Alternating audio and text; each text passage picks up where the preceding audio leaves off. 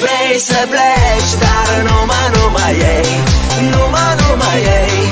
No ma no ma no ma yay. Keep down, she drago sliding day. Nami desk, they all keep day. Hello, my name is Lewis. Today, I will burp in public. Ha ha ha ha ha ha ha. Let's begin now. Ew. Did you burp?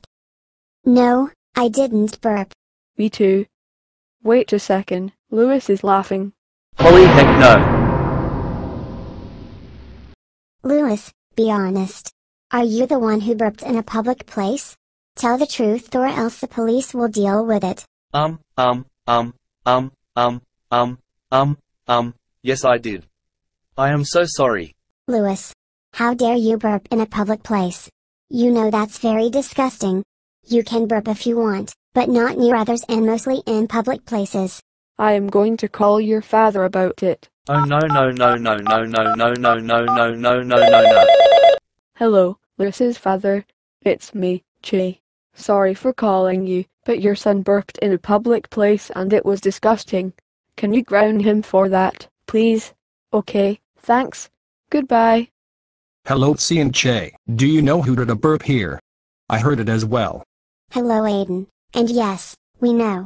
It was Lewis, he planned to do it here. Che called his father about it and Lewis is going to be grounded. Oh, okay. Thank you two for helping.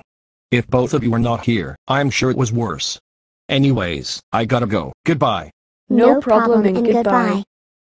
Ugh, why those troublemakers never learn their lesson, including the ones who are doing disgusting stuff in public, like Lewis.